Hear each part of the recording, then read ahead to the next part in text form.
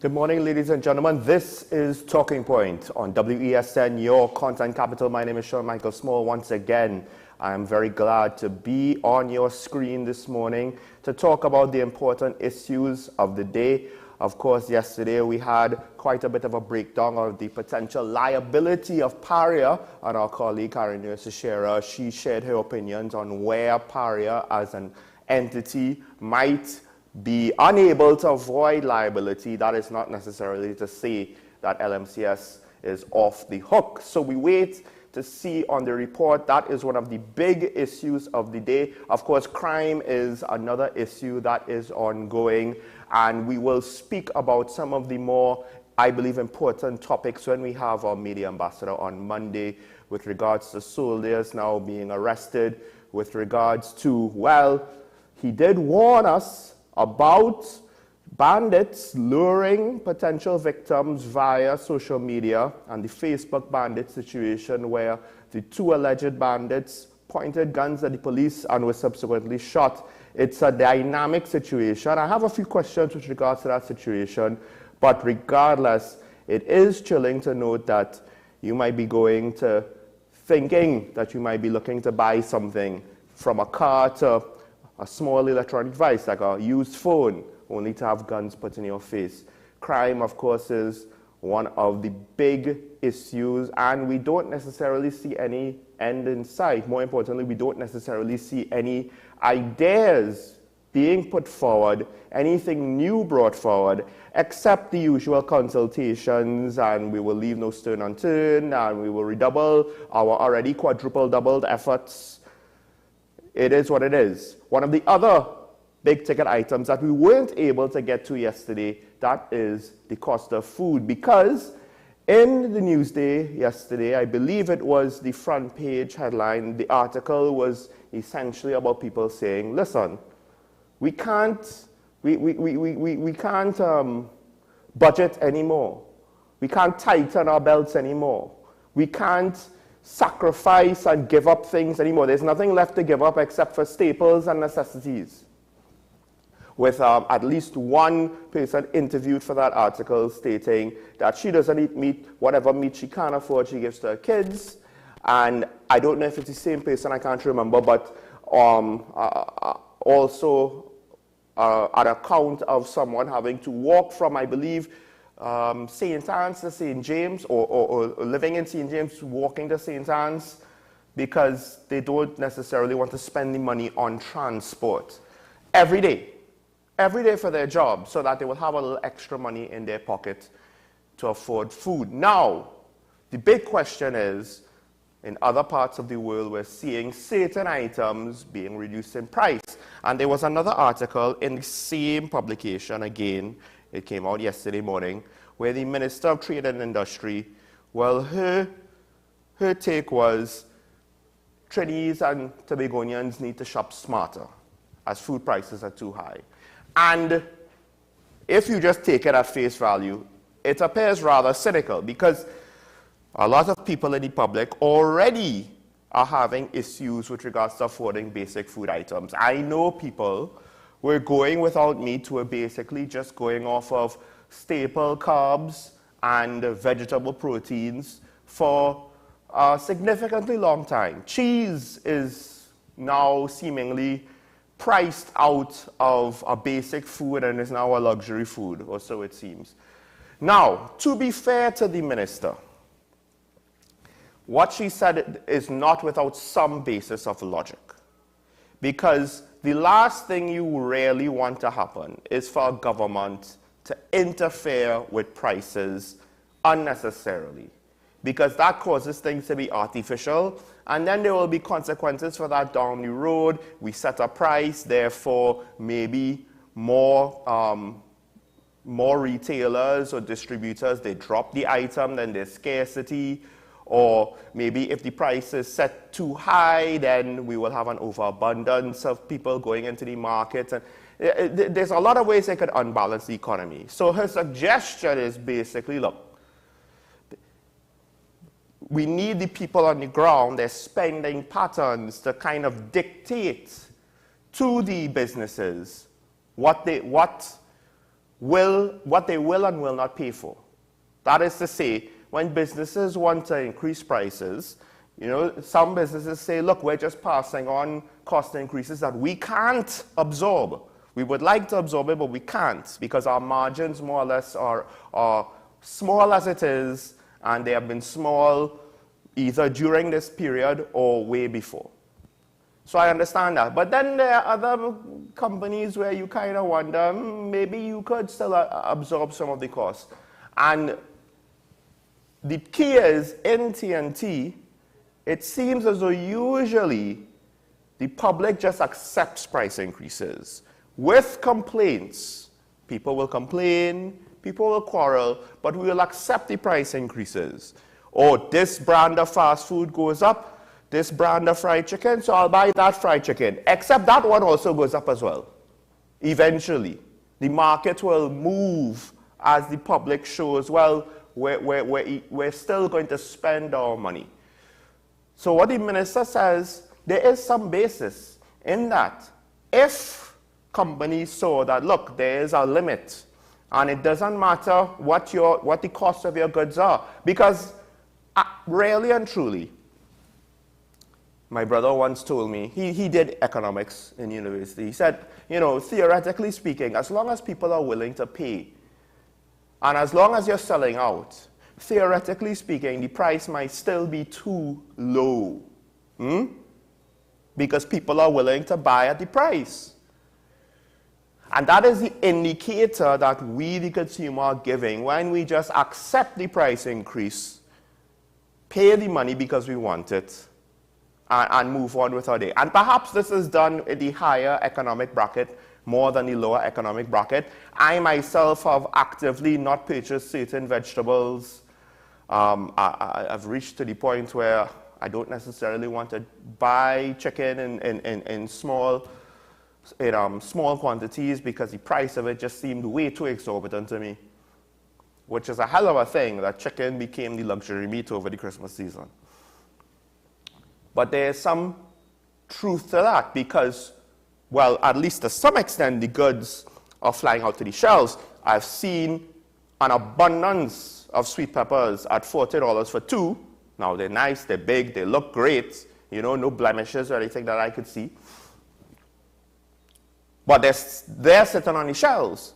So perhaps that might be an indicator to the business. So look, this is not going to sell. So if you cannot sell it at a price that is not making too much of a loss or break even, or if it's just not functional for you to sell at a price, then don't carry that good, or find an alternative. Do more than just looking at your distributor and saying, oh, well, he increases price, so we'll increase the prices. No, I get it. It's not that simple, it's not that easy. But I believe this is the first step that we should be taking before we try to artificially have price controls. Because once you start to open that door, you open up for a whole host of complications. And then who determines the price? Who sets the price? Is the price low enough? Is the price high enough? If the price is set too low, well, then all of a sudden, supermarkets will just stop bringing those things in. So what happens for people who, depending on the good, because it might start with food and then might move on to other things, depending on the good or the service, needs them to some degree or another. So it's a hell of a roller coaster, I would say. Now, that doesn't necessarily mean that price controls should be off the table. And there are multiple ways to do it. There's soft controls, there are hard controls. You could incentivize, you could reduce tariffs, you could put subsidies, you could potentially, create a new tax, theoretically even.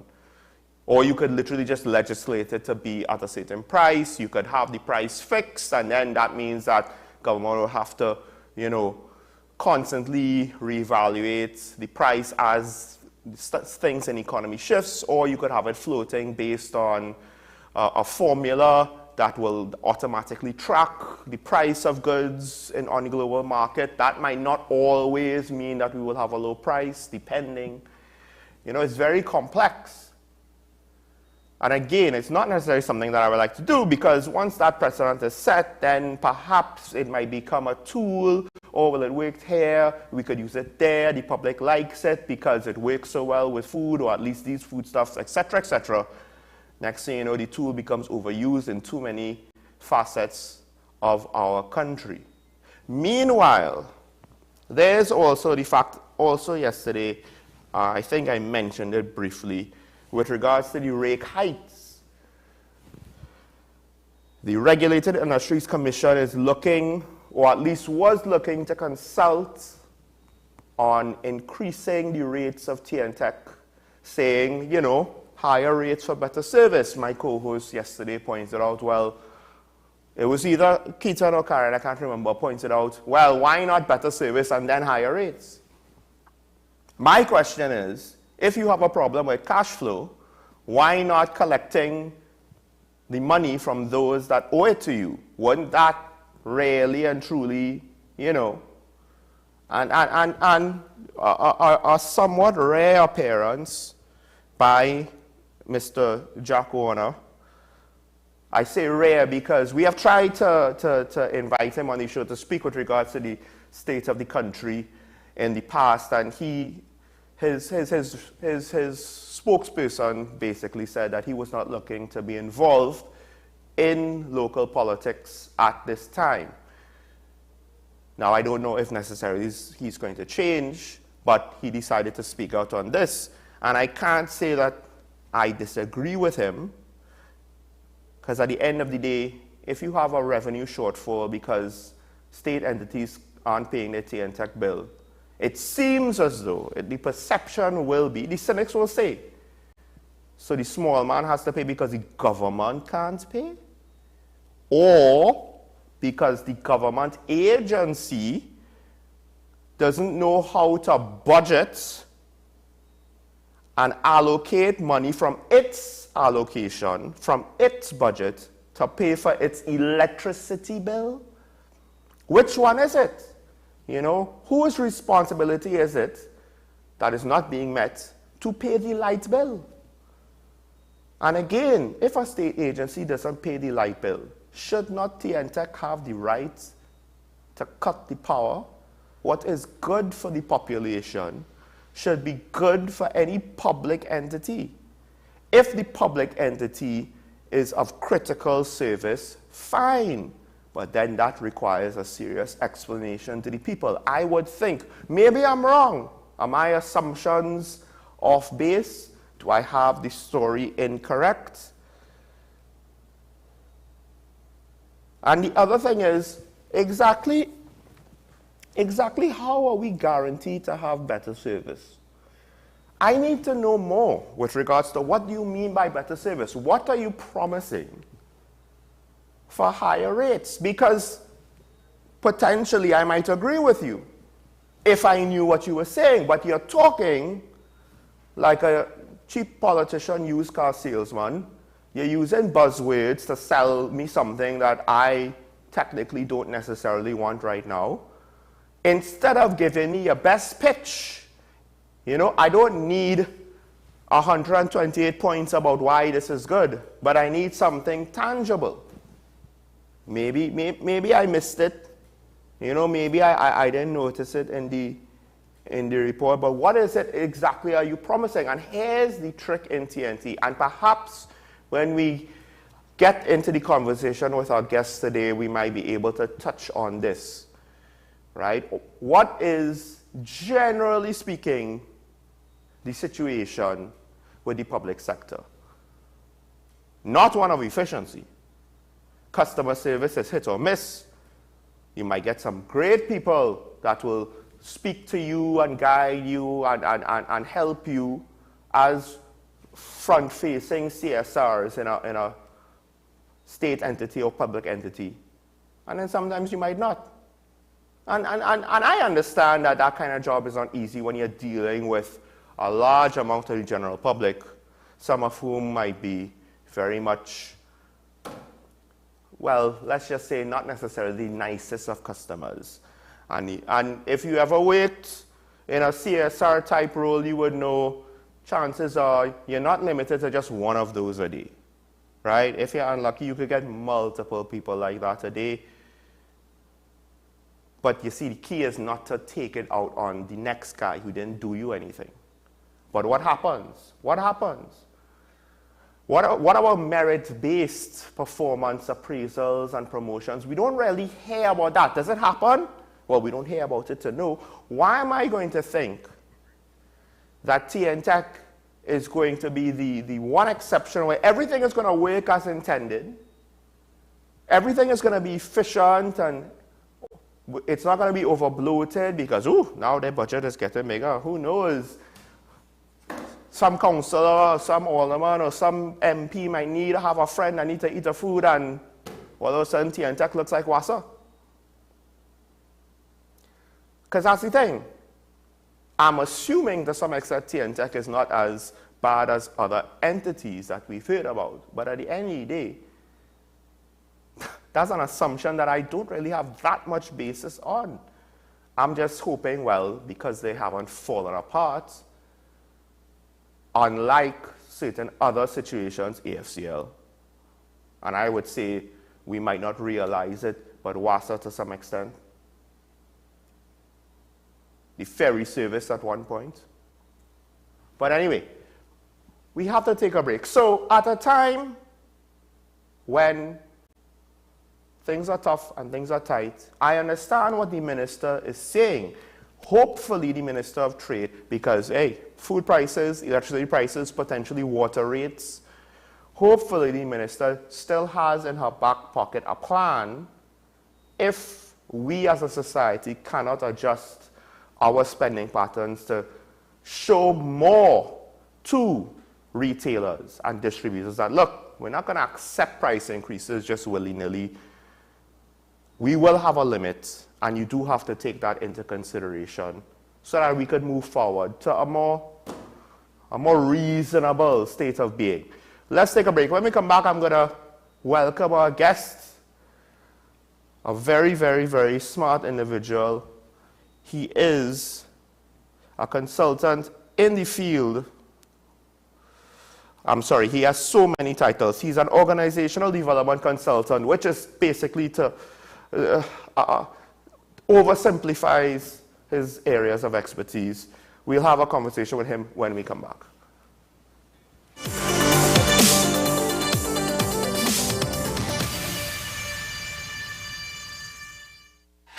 FanZone, your reliable, authentic supplier, has just gotten better. You can now visit our website www.fanzonett.com for your authentic wear and collectibles. The only place where you can use both your Visa debit and credit cards. Visit our website fanzonett.com to make your purchase today. The best laptops and tablets are at dbesttoys.com. Get a Gateway 14.1-inch Ultra Slim notebook or an HP 14-inch laptop at the best prices in TNT. Get the Fire 7 tablet for $474. You can also shop the latest Amazon Fire Sticks. Call now at 32DBEST to order or visit us in-store at Forces flagship Mac Bean. Shop online now at dbesttoys.com. Free delivery available throughout Trinidad and Tobago. Cash or links on delivery. I am Rondell Donowa, attorney at law and host of Strictly Legal on WESN Content Capital. Strictly Legal is a legal program geared towards informing you, the public, of your legal rights, responsibilities, and remedies. So be viewing Thursdays, 10 a.m. to 10:30 a.m.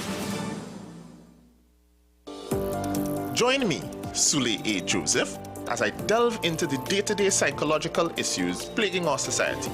We will discuss behaviors that encompass the biological influences, social pressures, and environmental factors that affect how you think, act, and feel. Site, Thursdays at 11:30 a.m., only on WESN, Content Capital. Take some time for yourself or spend some time with the family at Sandy Point Village Hotel. Enjoy our various studio and suite apartments, self-contained with their own kitchenettes and Wi-Fi. We also have our famous 100-foot swimming pool and our beachfront restaurant, the Steak and Lobster Grill. And our location in Crown Point puts us near the center of activity from the nylon pool to the local nightlife.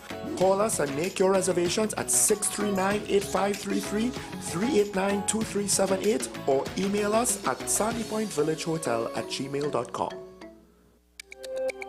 Every word, every line, every paragraph depicts a real moment in someone's life. A father, a sister, a mother, a brother. We at Newsday are dedicated to you, the people, and through independent, unwavering journalism, strive to always bring your stories to life. Because your stories are more than just words. Newsday, independent and credible.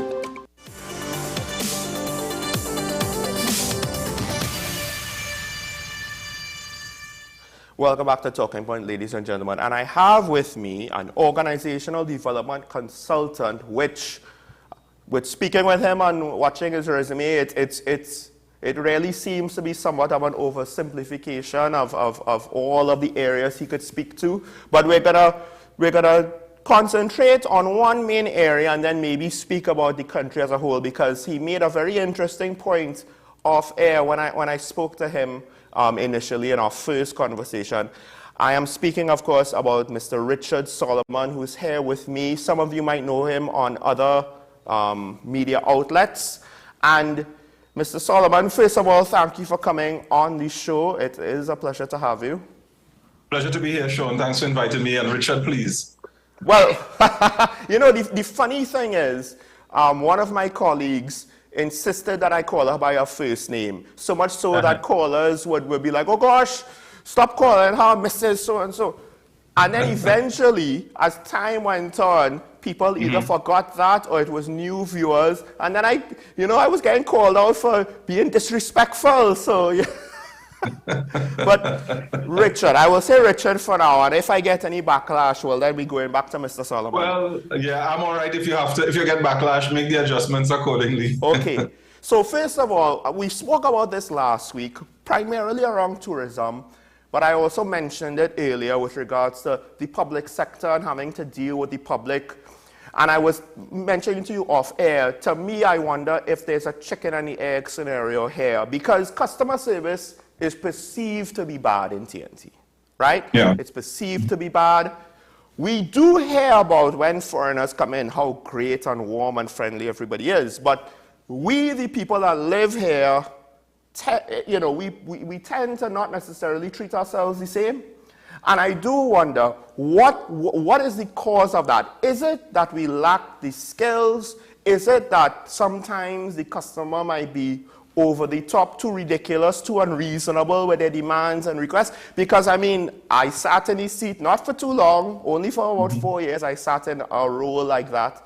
And I did have my fair share of situations where I didn't even know where to begin or what to say to some of the things that was being demanded of me. They were so far beyond what would be reasonable.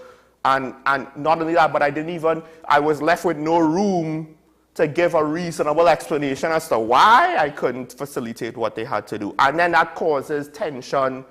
Is it that we don't know how to deal with that tension? Well, let's back up. So we can't lay the blame, or we shouldn't lay the blame at the feet of the customer. If you're dealing with the public, you are going to have all kinds of shades and colors of behavior coming through. That's par for the course, and you can't expect anything else. It would be unreasonable to expect anything else. So the question then becomes, how is the organization tooled, set up? How is the individual trained to be able to respond to the many shades of issues that show up? When we say customer service, very often, and it's kind of implicit in how you languaged or how you explained your example, we very often point to the individual who is, quote unquote, providing the service. So the CSR. And they are an important part of the system, but they're only a part of the system. As an organization development consultant, we look at, or for myself, I look at whole organization. So let's start with what are the policies that are set up. Let's start with how do we recruit people to put them on the front line? I can tell you, lots of the people who are in frontline roles, they are very, very skilled. They are very, very they have no business being there. They don't have the temperament. They don't have the patience. They don't have the emotional intelligence for those roles. And the organization hasn't done nearly enough to help them grow. Because as you probably would appreciate, and this is no offense to anyone who is in a customer service role, very often organizations do not put the kind of filters in to choose the appropriate people for those roles. Very often those are the most undertrained people in the organization, but they are dealing with the most important asset, if you want, of the organization, which is the customer. Well, so with regards to not getting enough people with the right temperament, now I understand. Yes, you could have training, but one thing is outside of maybe the hotel, the institute, I'm not entirely sure where we have any kind of training. I know that at least to some degree they would do role playing, but I'm not entirely sure how in-depth that really gets with regards to dealing with scenarios of well, for lack of a better way, increasing hostility or confrontation or heightened tensions. But with regards, go ahead.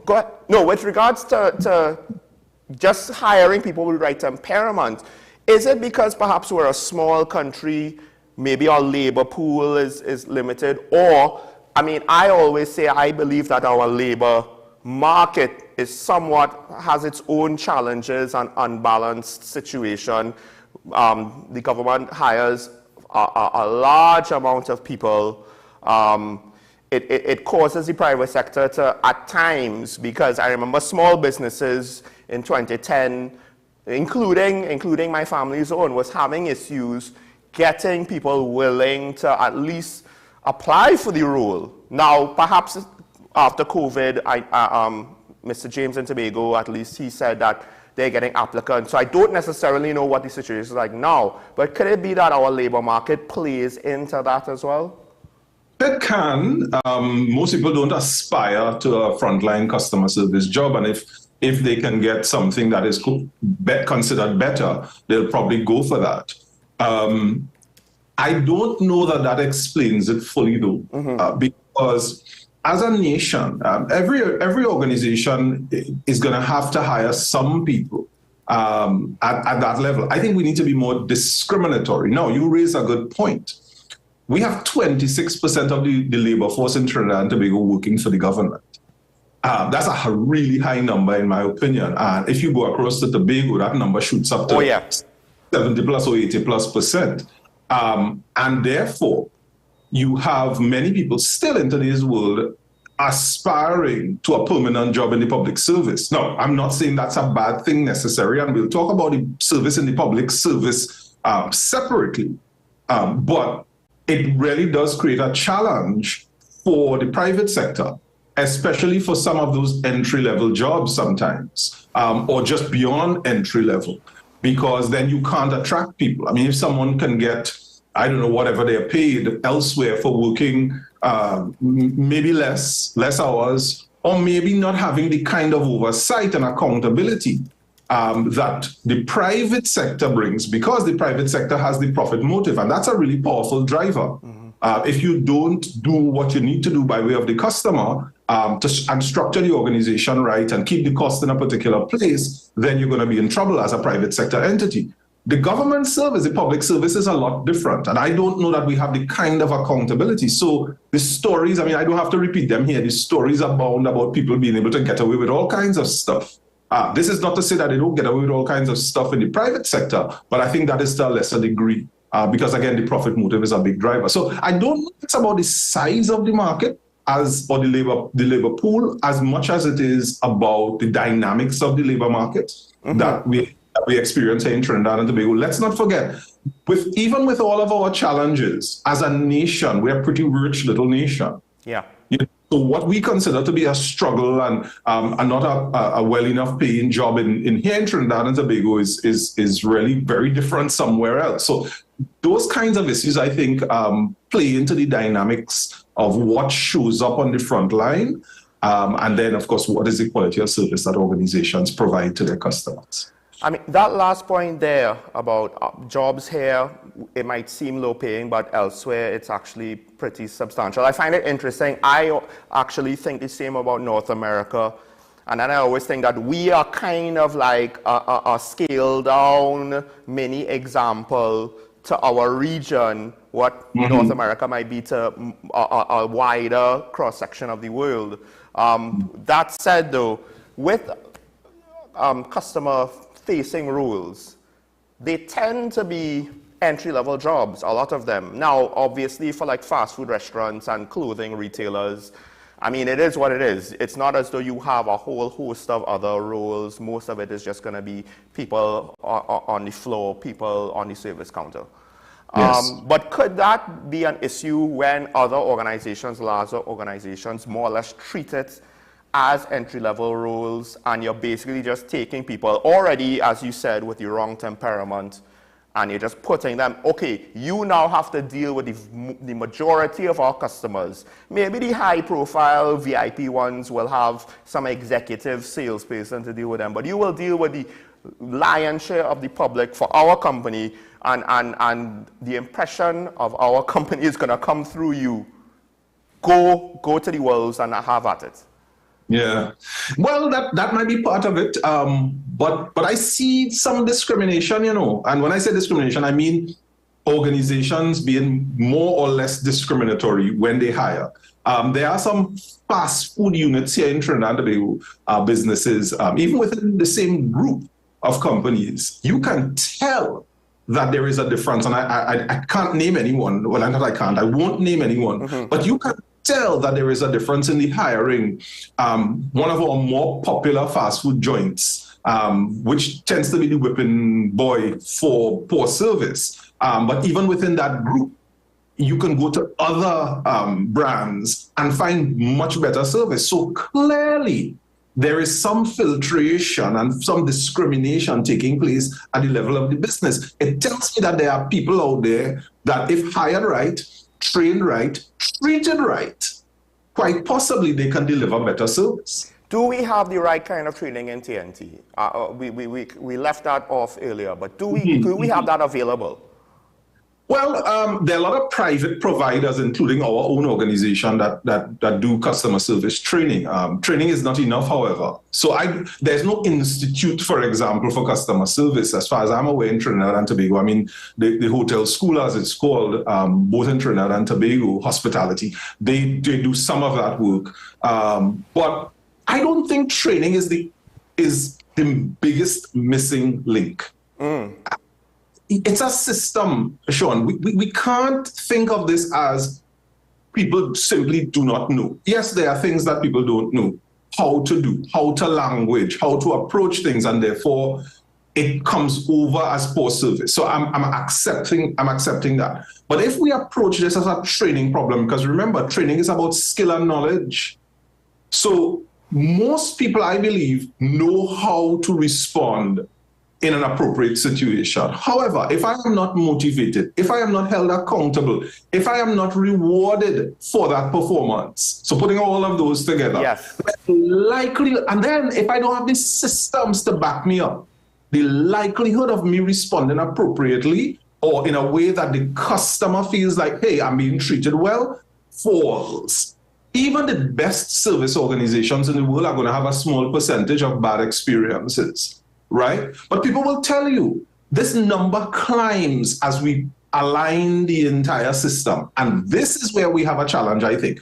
One part of the system is hiring the right people, yes, training them, but then the rest of the business, the rules, the policies, the accountability, the reward systems, all of those things have to be in place. And if I could just go to the public service for a moment, I can't tell you how many times I have gone to, one of these offices to get something done.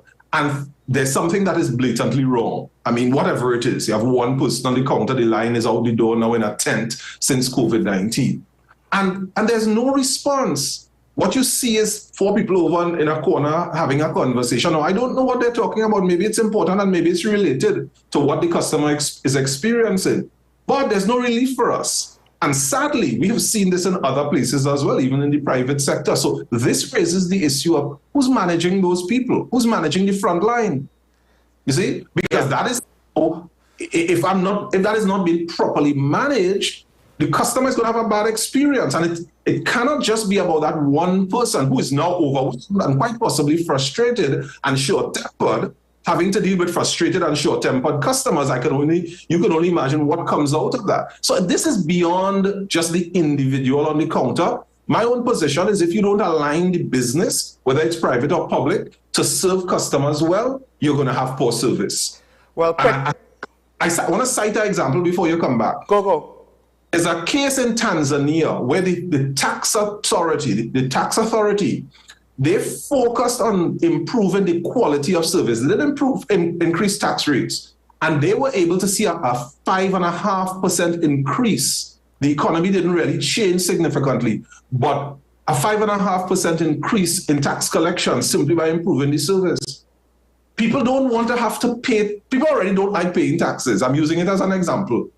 But when the service is bad and it's difficult for me to do it and I have a bad experience going there, you think that's going to encourage me to pay more? Something to think about. I mean, exactly, with TNTech, exactly. I don't know what they're necessarily thinking with their messaging. We're more or less out of time. I don't know if you could grace us with any extra time, because I did want to get into the second point that we spoke about earlier. We can do another 5 minutes. Go ahead, Sean. Well, I just wanted to, before we take the break, with regards to, there was something interesting that you said. You told me in our phone call that we punch below our weight. And I've always cited, look, there are examples of our excellence, right? I mean, I was told by one of my lecturers in Roy Tech that I believe worked in the oil and gas sector, you could go on almost any oil platform in the world and find a Trini. Because our expertise, you know, and it's not just in oil and gas, they're in other areas too. We're a small nation, we've been to the World Cup, we've had a couple of Miss Universe and Miss World wins, and we're not talking like, we're talking quality wins here, you know, an example of some of the best of us. So when you say we punch below our weight, how much, you know, what exactly do you want to tell the people of Trinidad and Tobago? Because I think I understand what that means, that we underperform and undersell ourselves, even if it's just ourselves. Well, it's a few things. I mean, we have a lot going for us, and there's very little that's not going for us, except us. So the weather is going for us. Yes. You know, we have had very calm weather. I mean, now we're starting to get flooding a little bit more regular. But whether our economy has done very well in comparison to many of our neighbors. Educationally, we are up there with the best. I mean, I tell people, if you look at GDP purchasing power parity, it's the United States, Canada, and then Trinidad and Tobago in the Americas. You know, so wow. Yeah, I mean, cars is the same thing. Cars per person on the road, you know, or per 100,000 people. Now, we have some challenges in terms of crime.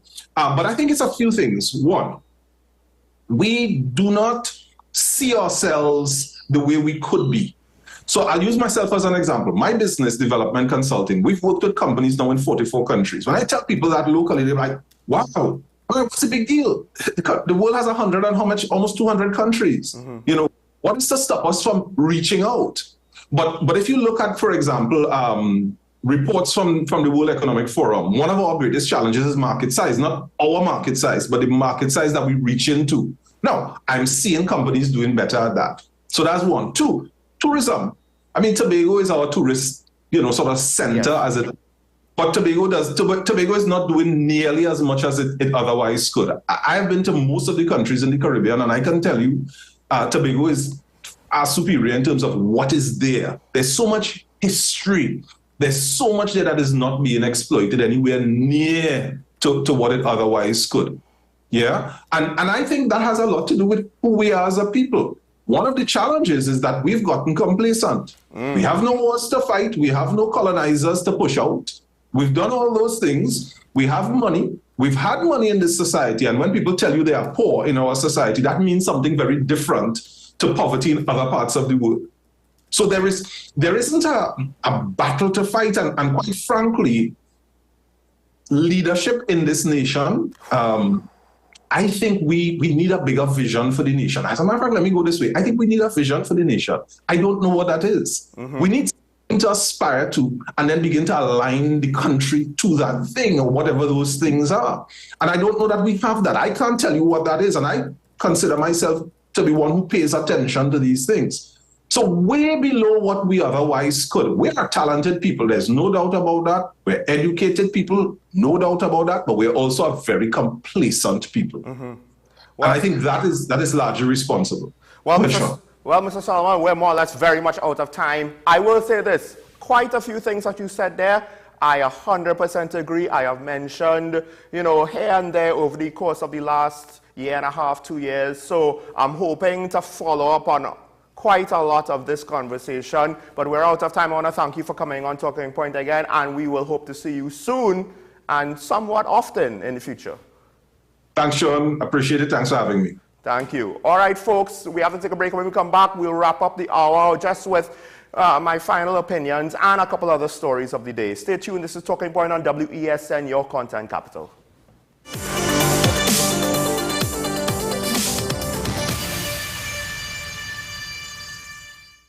Living in victory every day. Inspire, motivate, encourage, hope. It's about topical issues. It's about everything that you would want to know about hope, about life. At the end, you're going to say, yes, if he can do it, I can do it too. If she can, I can do it too. No matter what they say, living in victory every day. Nicole Lawson Live, living in victory every day. Every Sunday at 8 p.m. and Wednesday at 4:30 p.m. on WESN. Every word, every line, every paragraph depicts a real moment in someone's life. A father, a sister, a mother, a brother. We at Newsday are dedicated to you, the people, and through independent, unwavering journalism, strive to always bring your stories to life. Because your stories are more than just words. Newsday, independent and credible. Is it politics? What is it? Is it that nobody cares about sports? The kind of support that sport used to get in the past is no longer here. The thing is, taking a knee doesn't mean that that's the only thing you're doing on it. Right. Taking a knee along with other stuff. Samantha, what are you looking forward to when you return home to Trinidad and Tobago after winning the title? Thank you very much for speaking it into existence. Is there no pressure on Nicholas Paul? It makes me more motivated to work hard and to go out there and rep the right and black. Why are we sending a team to the Winter Olympics? There are a number of Trinbagonians who are in the diaspora and have grown up in winter sport. It's an opportunity that the Trinidad and Tobago Olympic Committee will not close the door on. I also believe in the players that we have. Once you can motivate the players, you can get the best out of them. Join me, Dr. Nalini Kokram, on What's Up Doc, where we discuss all your burning questions concerning health. Trinidad and Tobago is among one of the highest risk group of patients that develop this form of genetic breast cancer. What I'd like to take home from a short interview like this, screening. You must screen. Because it's silent. It's silent. Yeah. And because it's silent, you don't know it's there. What's Up Doc, every Tuesday and Thursday on WESN, Content Capital.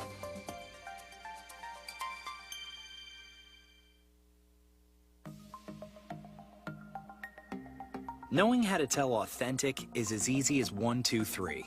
Find it, match it, search it. Step 1, find the style number on the tag.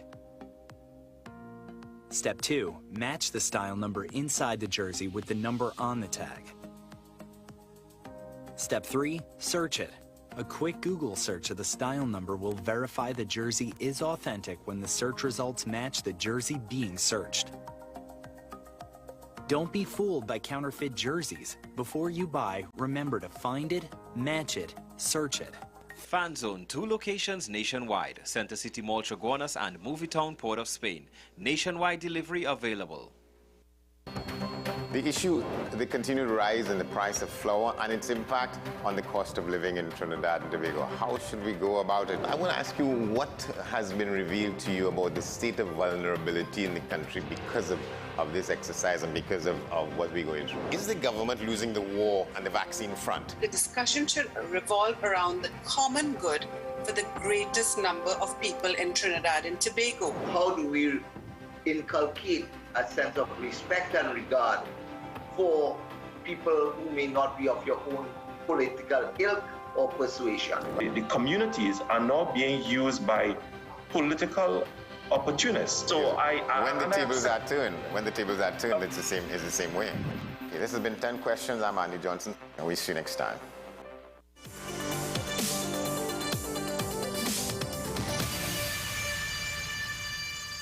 Welcome back to Talking Point. And now I am joined, of course, by my co-host, Mr. Keaton Shaw. Thankfully, you're here, and there's an interesting topic that happened yesterday, something that I'm happy that you're here to speak to me about, because I think you and I have somewhat contrasting perspectives on this, or perhaps maybe there's something I'm not seeing, and that is, of course, the new, well, not necessarily the new president of the Senate, but the person that replaced the seat of the outgoing president, Christine Kangaloo. The PNM appointed a new senator yesterday, and it was a bit of a surprise to a lot of people. Well, good morning, Sean, and good morning to all our viewers. I apologize for not being here earlier, but I'm glad I can have this discussion now. I don't think that we share a difference in opinion.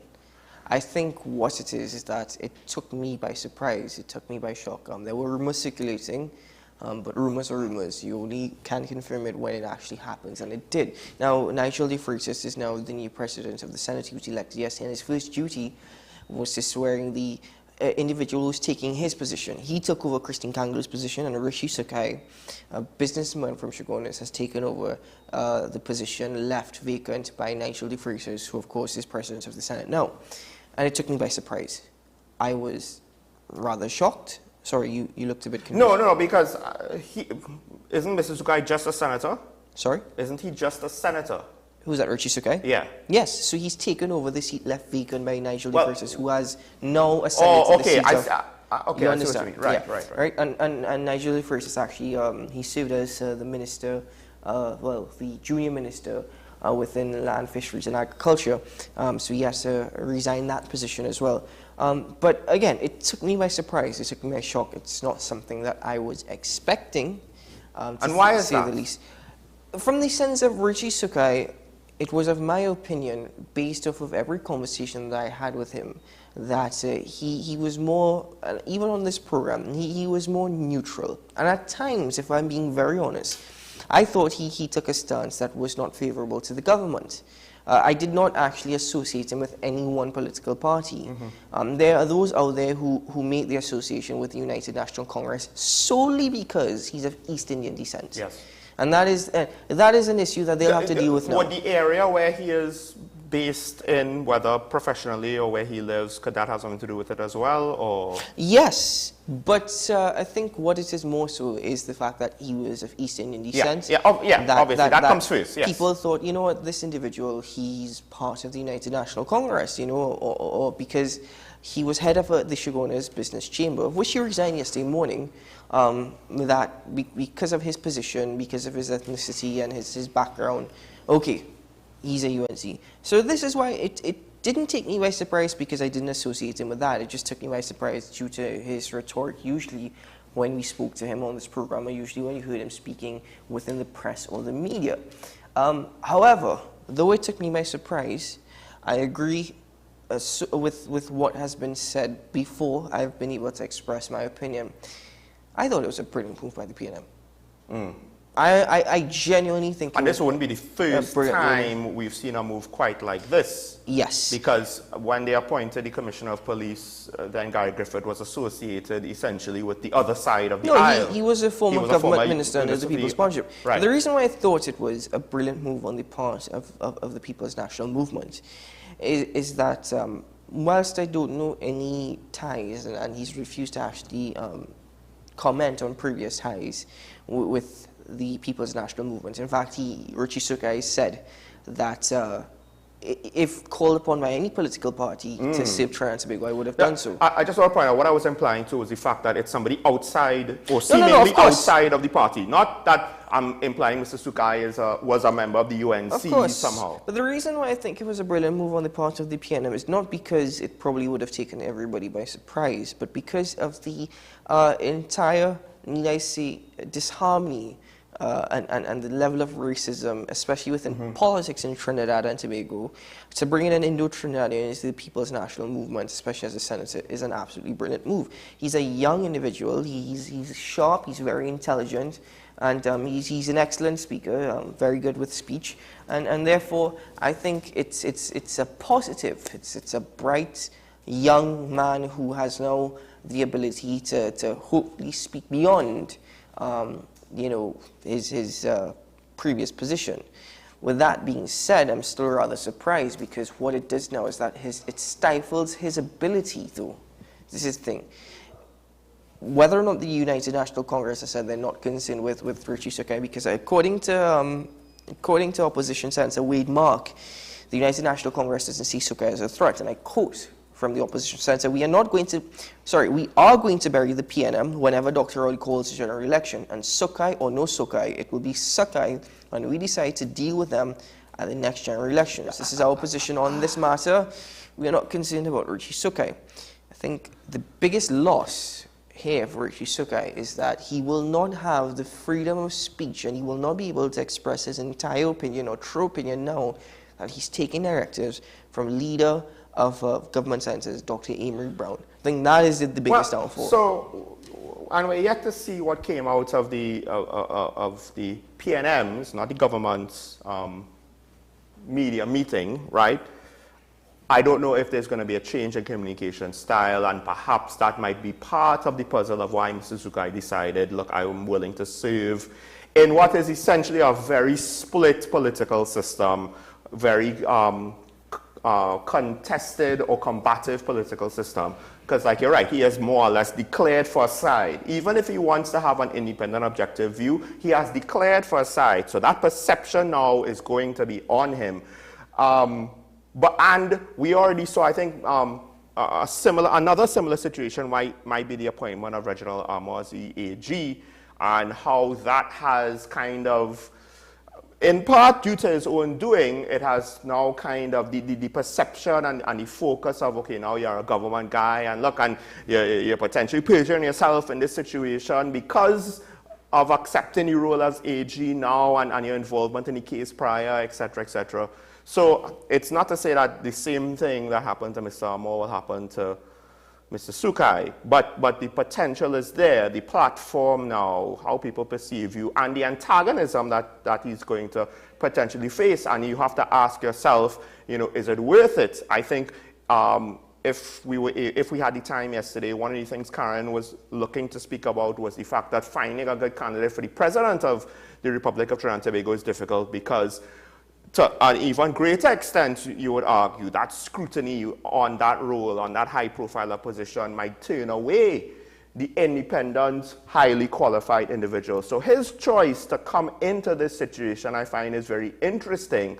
And I'm not willing to ascribe to the usual political motivations. Maybe it's there. Maybe, that is the case with him. But I'm not willing to see that just because the situation is so surprising. Unusual. It is very surprising. It is unusual, but as I said, it's a positive, I think, for the People's National Movement, especially in the Senate. I'm sure it took the United National Congress, who probably was aware beforehand when he was sworn in, by the way. But I am of the opinion that even, yes, he has more or less, even though he has suggested that if any political party would have called him to serve, he would have done it for the people of Trinidad and Tobago. I also believe that it's hard to now disassociate him with the People's National Movement. And you know what? Guess what? There's nothing wrong with Mr. Sukai wanting to support any political party. True. It's just the perception of the people that, he's of East Indian, I thought he was a United National Congress, he's a traitor to the Indian people, and there are going to be people out there who think that way. Ironically, not because of this, but I just had this thought driving to it this morning, thinking about our political system and with regards to race. If your whole thing is to the advancement of your race, how could you be for the advancement or the betterment of your country? Which leads me to my next question. Is this good for the country? Of course it is good for the country. But as I said... We lose an independent business chamber leader who was outspoken. To me, and again, the perception, at least that I got, was that he was independent. That is the perception that I got, probably because of the position that he held. That being said, that does not necessarily mean that he was independent, less for the rule of what he held before. But he acted in a way that suggested that he was independent. He did not say things that betrayed or revealed a bias. And this is why I've said the biggest con is now that he loses that privilege of free, independent speech. But as I said, I thought it was a good move on the part of the People's National Movement. I wish Mr. Sukai the best. It doesn't matter if he is Indo-Trinidadian, Afro-Trinidadian, Syrian, Chinese. He is free to support or join any political party. And I only hope that he does bring a sense of a different style, a different narrative, a different style of communication, and a different approach as a young, bright person. That being said, that hope may be overshadowed by the fact that he has to take instructions. Yeah, and not just that, he's entering into an arena that a lot of bright young people don't necessarily want to get into. I just want to point out, it was Senator Mark that made those remarks about it'll be Sukai. I think Senator Mark, that statement, first of all, is very unprofessional. As minor as the term is, if you're going to be professional, be, professional. Don't be professional and then, slip in some strippiness there. It's a minor thing, but again, if you wanted to actually be Sukai, you need to show yourself as better than, not at best the same, if not worse. That's all I have to say about that. So, I'll be honest with you, I didn't expect anything different, but I mean, it's Senator Wade Mark. I have a great respect for him. I am disappointed that he did such a cheap job. Over the last few months, I've been very disappointed in the approach that he has been taking. I don't know what the United National Congress is thinking or what their plans are, but whatever it is, we have to break the news on the hour. He is taking. We break the news on the hour.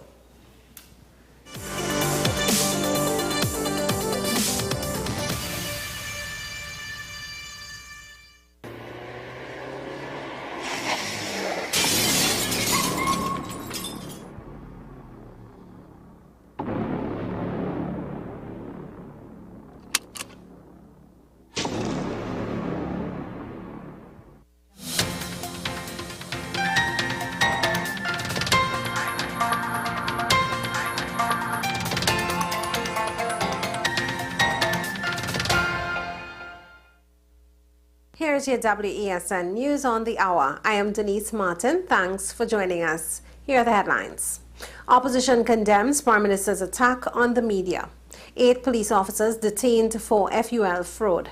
TTPS SWA concerned about officers' welfare. And internationally, New Zealand Prime Minister quits. Now for the details.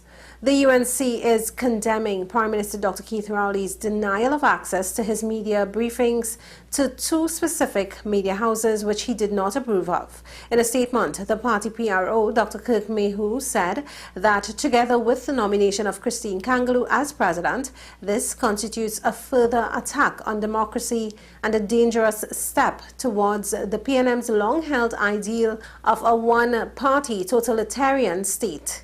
He said that a free and independent media is central to democracy, and the media's democratic function is to be an institution which keeps an eye on the government and alerts the citizenry about the way government is managing the country. 8 police officers have been arrested in connection to FUL fraud.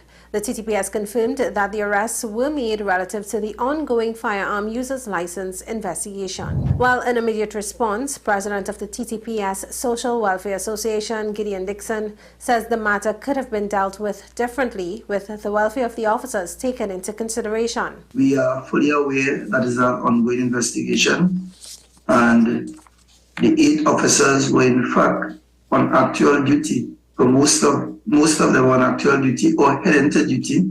So what are the concerns being expressed by both the officers and other officers who are working in the same sections is the manner in which it occurred. These things don't do much for the moral and motivation of officers.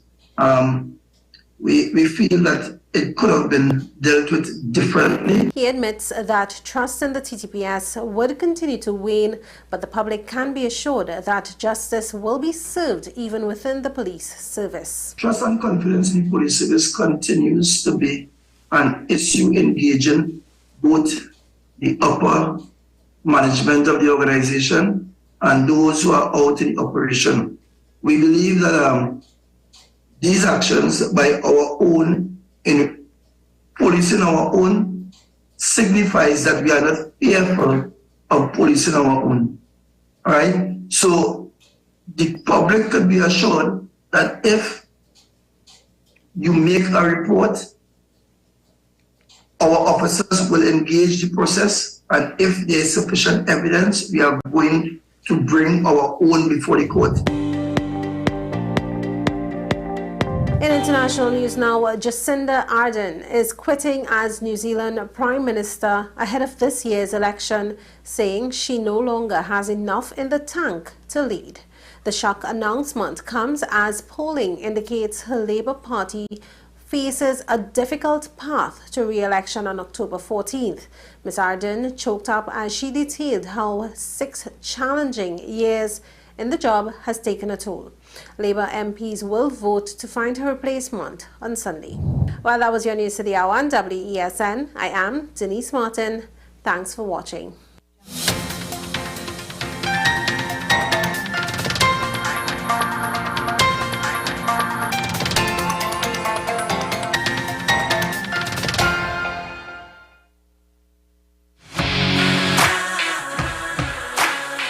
Every day, we communicate through stories. Stories of ourselves, our challenges, our goals, our experiences, and our aspirations.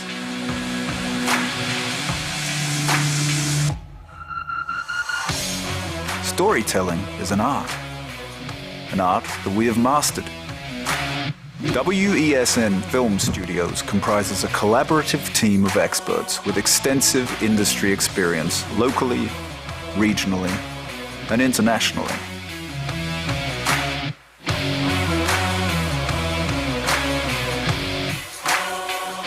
The ability of your business to successfully communicate with your preferred audience depends on the strength of the stories you tell.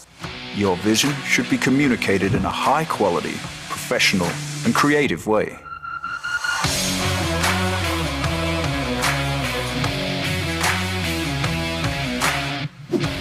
From concept to post-production, advertising to film, multi-camera productions, live events, streaming, and virtual conferencing, we are WESN Film Studio. Let your own unique voice be heard and your vision realized. Call us today at 628-5835 for your next production.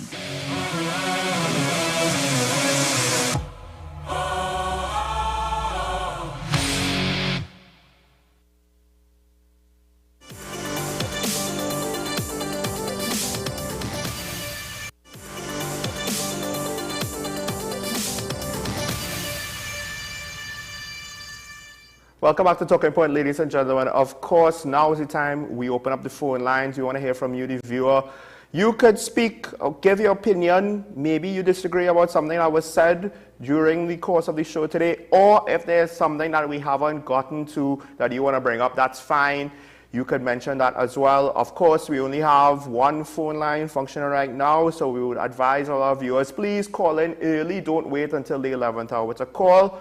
When you do call, please mute your television so that we don't have any feedback or delays or confusion or mix-ups. Now, I know that there's a lot of national security stories, 8 cops being questioned on that firearm user's license probe.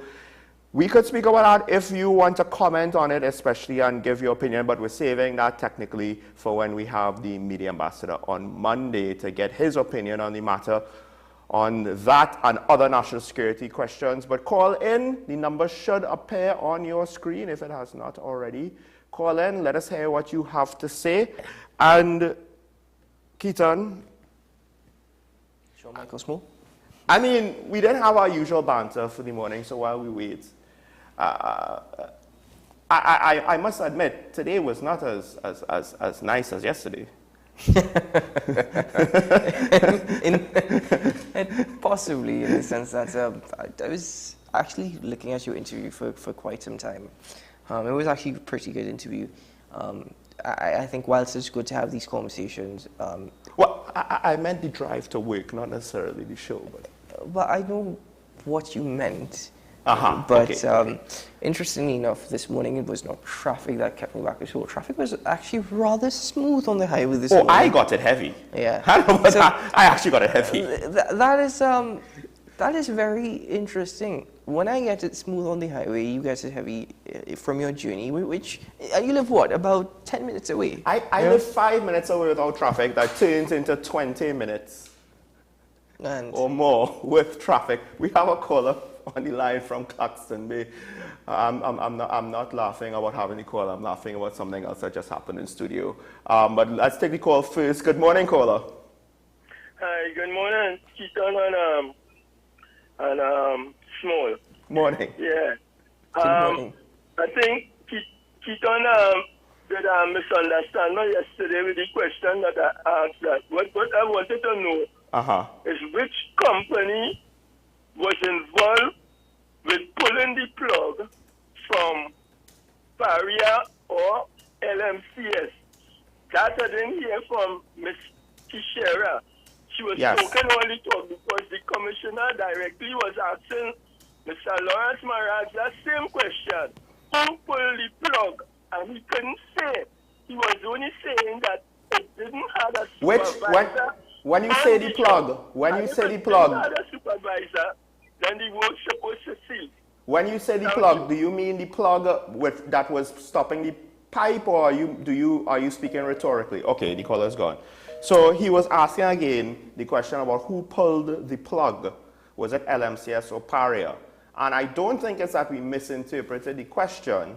I think it's just that the question did not necessarily, we weren't necessarily coming to a final conclusion on the situation. As far as we are aware, and by the way, we just have to pause calls for now. We have to take a quick break. But as far as we're aware, according to testimony, it was the LMCS divers who pulled the plug. But we can't, say for certain. Let's the Commissioner of Inquiry do its job. Yeah. Yesterday, let me just say that it was not to give like a final opinion on things. It was just to point out an area based on Paria's own testimony of where they could be liable. So I understand the point. And like I said, LMCS is not off the hook, but that doesn't mean that Paria is on the hook. We weren't talking about anything about the Commission, just about specific liability. We have to take a break. Yeah, we have to take a quick break. And it'll be a quick break.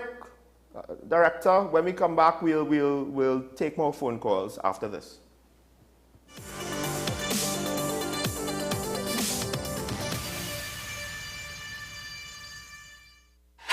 FanZone, your reliable, authentic supplier, has just gotten better. You can now visit our website www.fanzonett.com for your authentic wear and collectibles. The only place where you can use both your Visa debit and credit cards.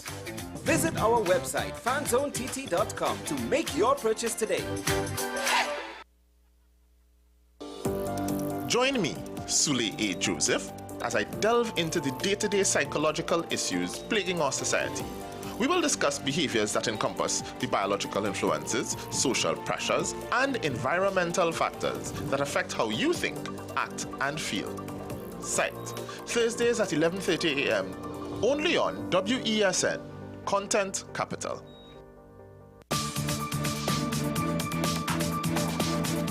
I am Rondell Donowa, attorney at law and host of Strictly Legal on WESN Content Capital. Strictly Legal is a legal program geared towards informing you, the public, of your legal rights, responsibilities, and remedies.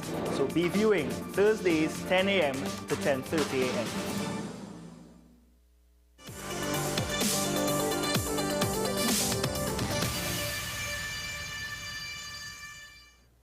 Welcome back, ladies and gentlemen, to Talking Points. Sorry, we just had to take a quick break there, but we're back. Phone line is open. Hopefully that will be rectified soon. So like I said, call in. I am sure, folks, that we do have people who want to give an opinion with regards to customer service in TNT. And I don't know if what Mr. Solomon had to say, do you disagree with it? Do you say, oh, he's talking a pack of nonsense? Or do you have an example that will support some of the things he said? Because I agree with more or less everything that he said. Some of the things he said, I have actually said some version of it before, some of what he said. We have a caller on the line from Diego Martin. Good morning. Good morning. Hi, morning, gentlemen. Morning. I think you guys are a bit unfair to TNT. TNT rates are one of the cheapest rates, not only in the Caribbean, but worldwide. Mm-hmm. And the production of electricity, the continuous rise in wages and transportation, etc. Mm-hmm. Right? And if you compare it to the $200 to $400 million that groceries make, and we have very little complaints there, oil prices, given the fact that we are an oil-producing nation, we know we close down the refinery, and that could impact on it too, right? But bank rate.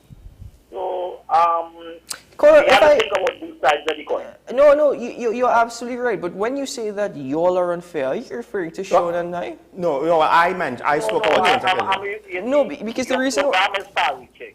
And I'll tell you why your program is far-reaching. About 2 weeks ago, the health minister made a statement, and I believe it came from this program, where he said, right, the week after a statement was made on this program, where he commented on improving equipment and services in the health sector. Mm-hmm. It was advertised in one of the local newspapers. It was a headline, right, a front page headline, I believe it was, Mm-hmm. right?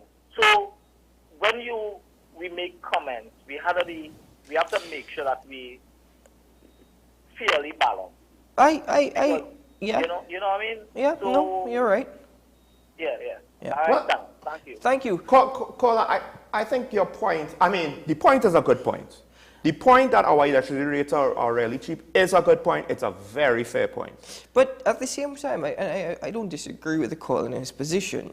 But at the same time, whilst we do try to be balanced and fair, as best as possible, there will be those who will interpret otherwise. I think one of the issues as well with the Regulated Industries Commission is whilst their job is to conduct reviews, and we have to look at the state of economy and affordability, the issue is that TNT is in a lot of debt. Yes, there are customers who are really not paying, and I think if they're not paying, they should be disconnected. But there are also a lot of state enterprises and government-run institutions that have not paid the electricity bill that owes TNT a lot of money. And we're not talking hundreds of thousands. We're talking millions, or I think to the point of a couple $1 billion well. So if the Regulated Industries Commission makes the argument, we have another call in line, but if the RIC makes the argument that with increased routes will eventually lead to improved services, if they were to get the lump sum of the money owed to them by these state enterprises, will that in itself lead to improved services? The problem is, I understand electricity should cost more. I am not against property tax and high electricity rates and proper water rates. It's just right now, it's kind of hard when people can't afford to feed themselves to tell them that they have to pay more for other things when they can't afford food. We have a caller on the line from San Juan. Good morning, caller. A very good morning to Keaton. Good morning. And a very good morning to Sean. Happy New Year. Happy New Year. Happy New Year. You and yours. Yeah, what I'm calling for is a matter I raised with you all sometime last year. Mm-hmm. And I begin this matter is supposed to start, I think today is the 19th of January. This, Keaton and Sean, this on and off again court matter involving the former Attorney General Anand Ramlogan. Mm-hmm. He is on a witness tampering charge. Now, let me say from the very outset, I'm not pronouncing innocence or guilt either way. Mm-hmm. I am not saying that the goodly gentleman is guilty of any offense or is innocent of any offense, but guilty or innocent either way. But what bothers me as a layman, I mean, here you have he's not an ordinary citizen. He was a former Attorney General. Mm-hmm. And to have a charge hanging over his head like this, I mean, this matter keeps coming up, and every time it comes up, the defense attorney, Pamela Elder, may raise a matter on a legal point, and then the chief magistrate, Maria Earl Busby, will refer it to this matter, legal point raised by defense counsel. The senior magistrate, Busby Caddle, will raise it and send it to a high court to adjudicate on this matter. I mean, we already have a backlog of cases, and the average citizen in this country always complains about that. I mean, they say it's time. We have so many legal luminaries in this country. We have 41 legislators sitting in the parliament. We need to speed up the justice system. And I don't know why these matters take so long. This is a high-profile matter. Yeah. The Attorney General has to face another, I think the DPP dropped the charges in the other matter concerning Vincent Nelson. I don't know what is the position with that, if the DPP will resurrect the charges or what. But I mean, they say this matter with the witness tampering, we will take up the newspaper tomorrow morning and see that the matter has been adjourned until what we are today is the 19th of January. It may be postponed until September, and it keeps going on that. So that is my concern. Thank you. I'll listen to your response, officer. Thank you very much, caller. Thank you very much for your contribution. I mean, it goes into what we've discussed. I think we discussed this on Tuesday. Yeah. It ties back certainly into what we discussed on Tuesday. The issue is, caller, is that I hear you with respect to the situation in our courts and how these cases take up so much time and how they're constantly adjourned. I'm not entirely sure the reason for the cases being adjourned so many times. We've heard instances where the defense is not ready, where evidence has not been submitted on time, where this individual was not present. All that is part of the problem and part of the equation. But at the same time, legal arguments take hours, sometimes days. These legal arguments take hours and days because you have to rebuttal, you have to question. All of that is part of it.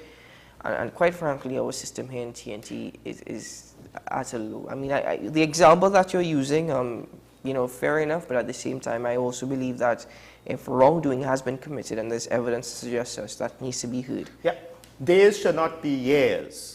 Days should not be years. And whether innocent or guilty, the truth is what we need in a timely matter. I think some of these hearings also, they should make public. We have a call line from Diego Martin. Good morning. Hi guys, sorry, good morning. Good morning. I'm not on that topic because for a whole week I meant to talk about adorable little Kylie. I mean, that child is just too cute. But her funeral was yesterday, and before that I saw her 7th birthday party, which they still went ahead and had for her. So imagine all the little children in the neighborhood are singing happy birthday to this child, you know. And every time I see these children, my emotions go crazy because, of course, it's heartbreaking. Then many of the grandmothers come and say that they warned the child's mother about the company. These 25-year-olds and 20-year-old girls, I don't mean to be judgmental, but they don't just go with the wrong person once or be in the wrong place at the wrong time amongst the wrong people, but they are always younger babies. And why in the world do you want to endanger your babies? You know, because a lot of the mothers keep saying, the grandparents and great-grandparents, that they warned them about the company that they keep. And some people, they're just not suited to be parents. It's not about prayers and temples and churches and mosques.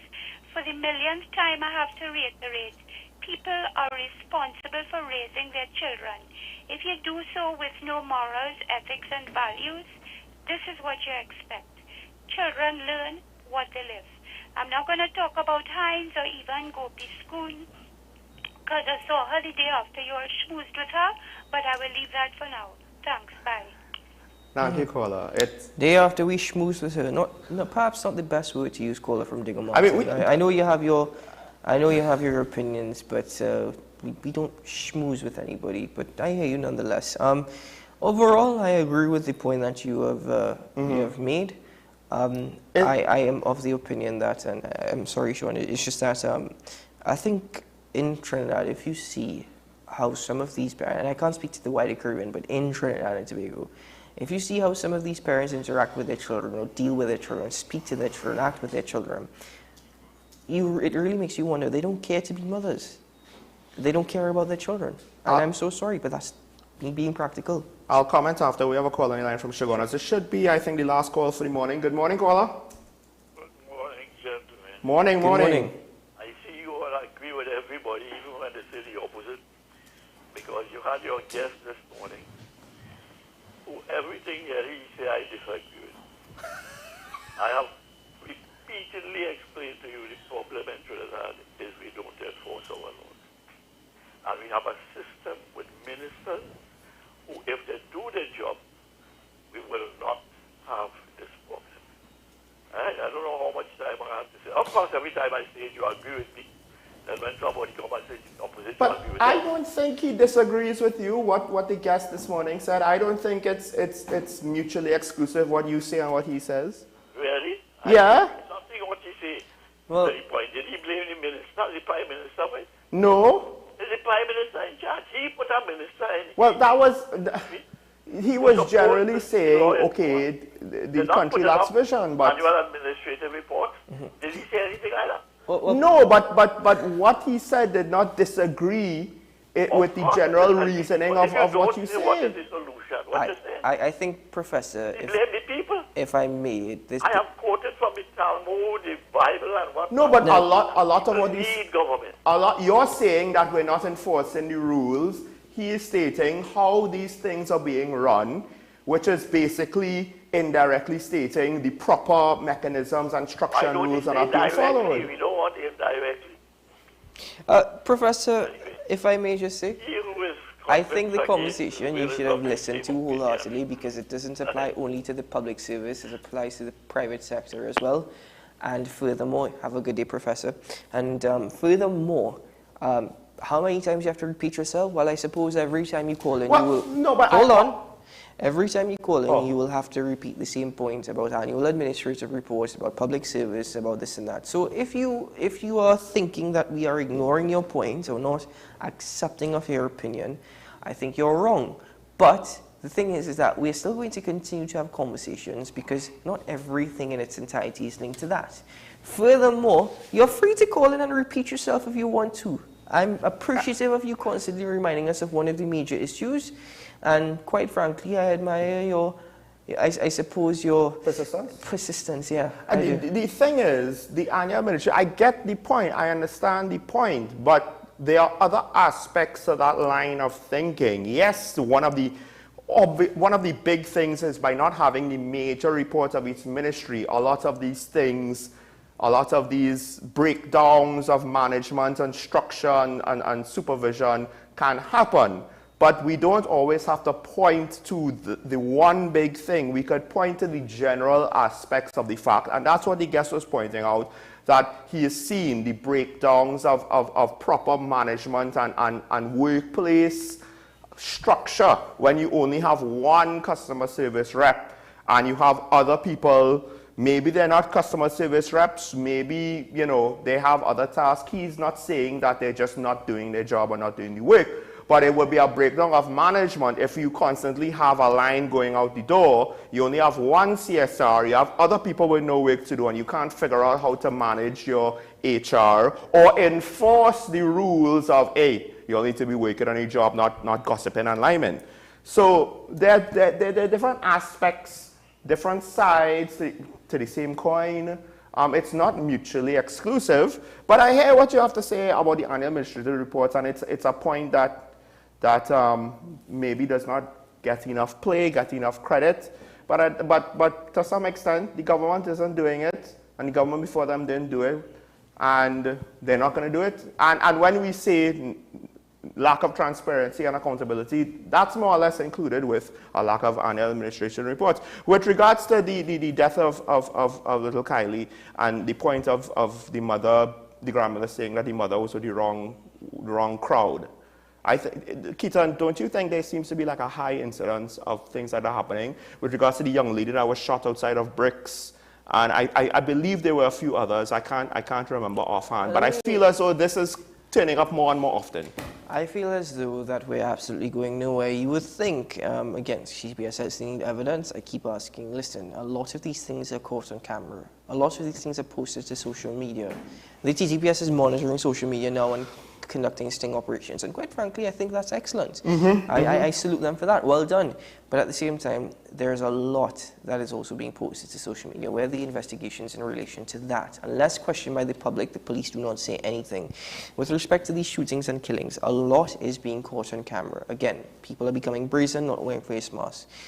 I don't know, I think, I repeat, TNT is the most transparent nation. Everybody knows who's doing what and who's involved in what they're doing. So when the TTPS says they need evidence, then clearly they're the only ones that are oblivious or naive. I think part of the problem might be, and I don't know how widespread it is, but we are underestimating. One of the reasons why the people who know don't say anything is because they themselves might either be involved or a family member involved, and they don't want to be involved, and speaking to the police is a different way. They don't have to be involved criminally, but now they're involved. And it's a topic that we will get into tomorrow, tying it back into the fact that 3 members of the Chief of Defense Staff security team, they were actually detained by police last night and questioned with respect to the kidnapping and assault of one individual, that individual who is rumored to be deceased. So we'll get back into that tomorrow, but we have to wrap up. Sean, thank you for holding on this morning. Appreciate it, and I think it was a good conversation you had. Yes, and I'm hoping to speak to Mr. Solomon again, because he has the experience and the expertise in a lot of areas of business that perhaps we don't necessarily hear from, and I think it's important for entrepreneurs and to small business people. I mean, that's his job, to be a consultant. So if he's willing to talk about some of it for free, even if it's just for 20 minutes. Free consultancy. You know, and 44 countries, folks. So it's not just a little guy in TNT that has a little hustle, right, that he's trying to make a quick bucks. This is an international player who's recognized by multiple companies, because by minimum, if it's 44 countries, that means he's had at least 44 clients. And you don't get that much of a customer base if you don't know what you're talking about. You're going to spot out by the face. Not necessarily. 1 or 2. You could be working for BHP in Trinidad and then BHP in Guyana, so who knows? Well, all right, fair enough. Anyway, ladies and gentlemen, let's wrap it up for now. Remember, today is a good day to have a good day. You can make it possible. You can make it happen. Let it be. Let it be. We can make it if we try. Just a little harder. We'll see you again tomorrow morning. Bye-bye.